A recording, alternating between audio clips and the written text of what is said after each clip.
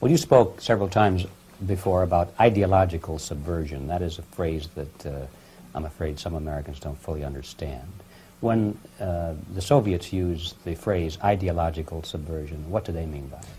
Ideological subversion is the process which is legitimate, overt, and open. You can see it with your own eyes. All you have to do, all American mass media has to do, is to unplug their bananas from their ears, open up their eyes, and they can see it. There is no mystery. There is nothing to do with espionage.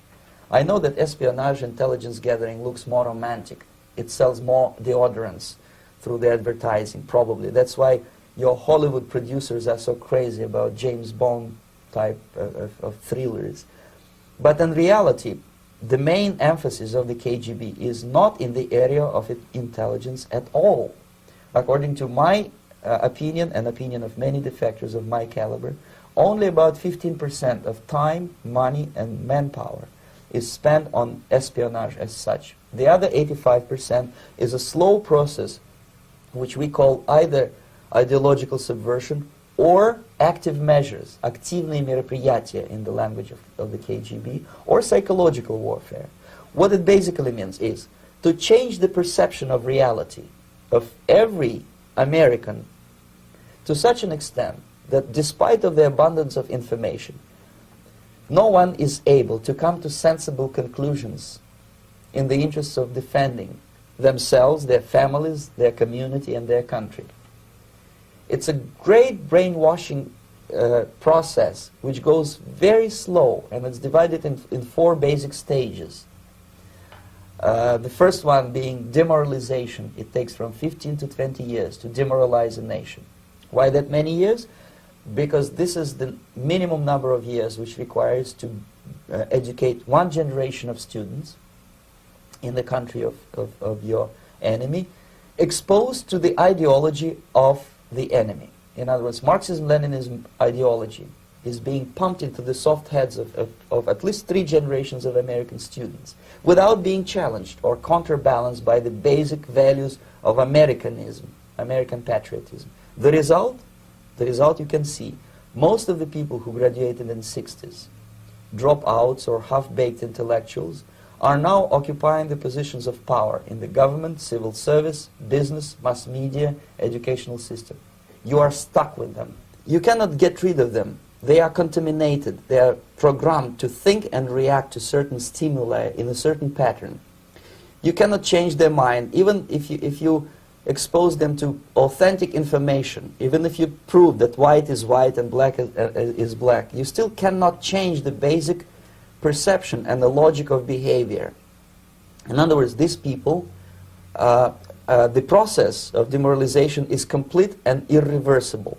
To get rid society of these people, you need another 20 or 15 years to educate a new generation of patriotically minded and common sense people who would be acting in favor and in the interests of United States society.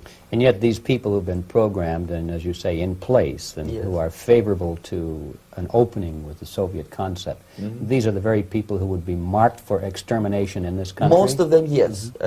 Simply because the psychological shock when they will see in future what the beautiful society of equality and social justice means in practice, obviously they will revolt.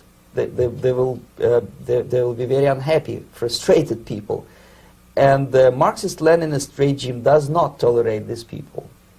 Obviously they will join the links of dissenters, dissidents.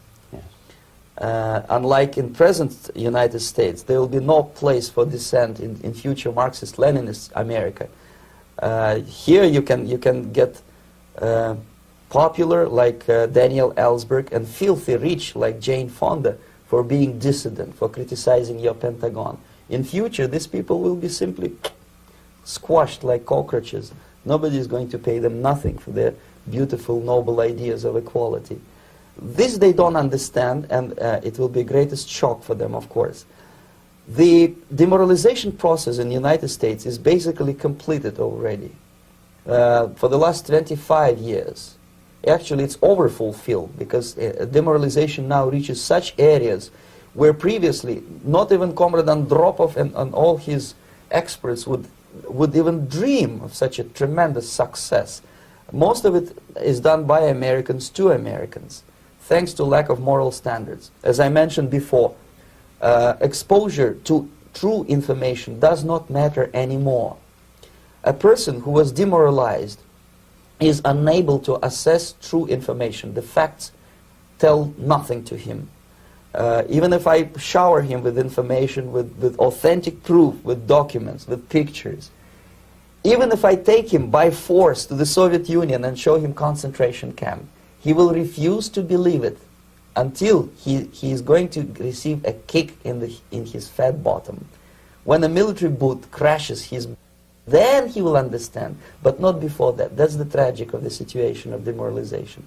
So basically America is stuck with demoralization, and unless, even if you start right now, here, this minute, you start educating new generation of Americans, it will still take you 15 to 20 years to turn the tide of ideological perception of reality back to normalcy and patriotism.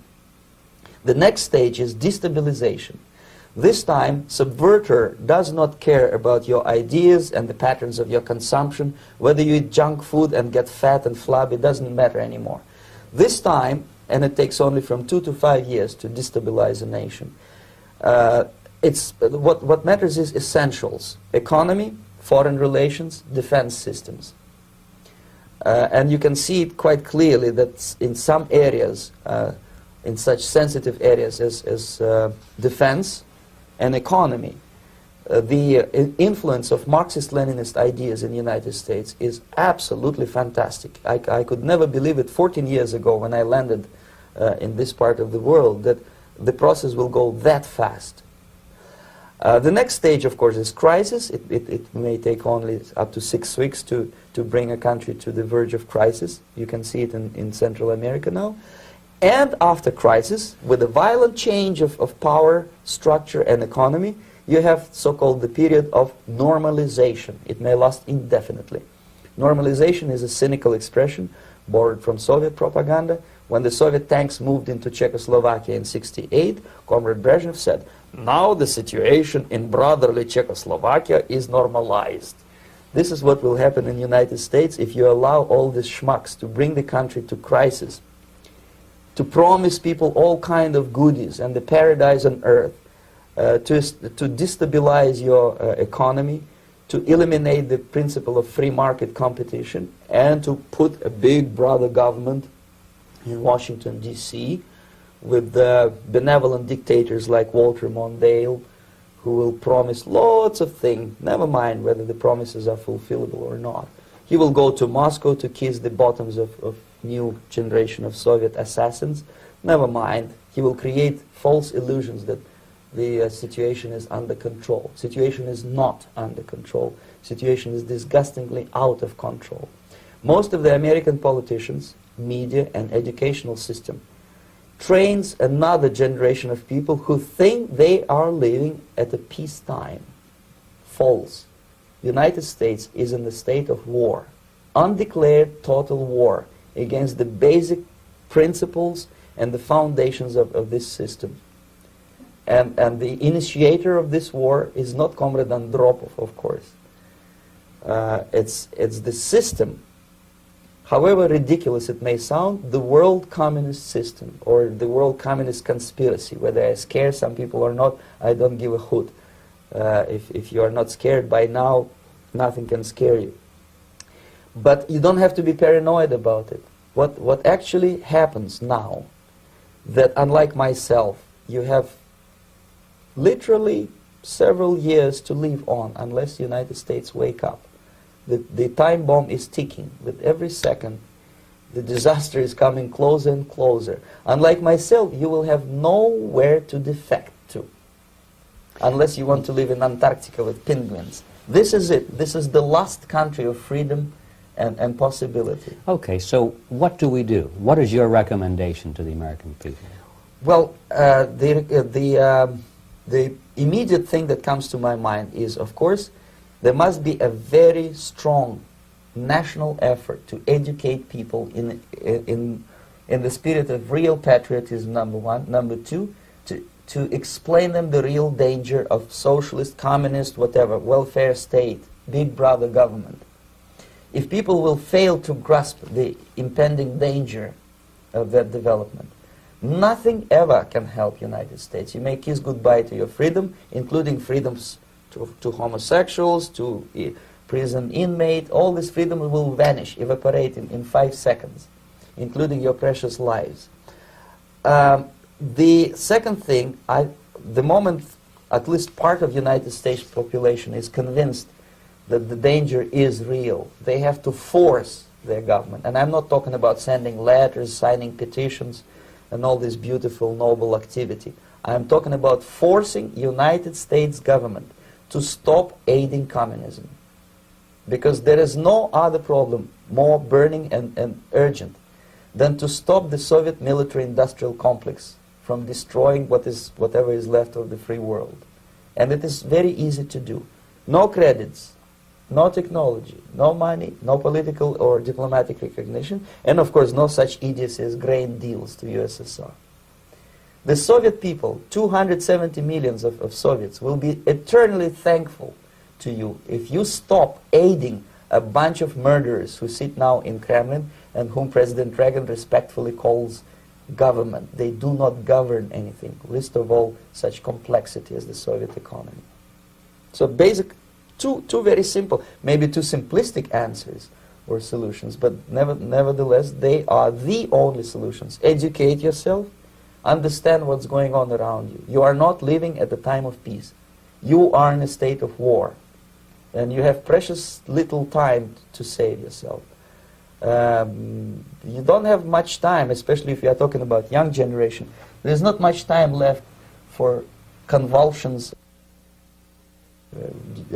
to the beautiful disco music.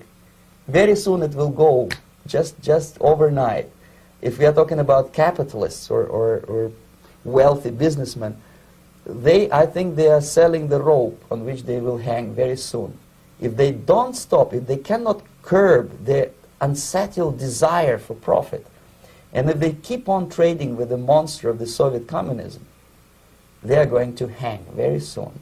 And they will pray to be killed, but unfortunately they will be sent to Alaska probably to manage industry of slaves. It's simplistic. I know it sounds unpleasant. I know Americans don't like to listen to things which are unpleasant. But I have defected not to tell you the stories about such idiocy as microfilm, James Bond type espionage. This is garbage. You don't need any espionage anymore. I have come to talk about survival. It's a question of survival of this system. You may ask me, what is it in for me? Survival, obviously, because as I said, I am now in your boat. If we sing together, we'll sing beautifully together. There is no other place on this planet to defect to.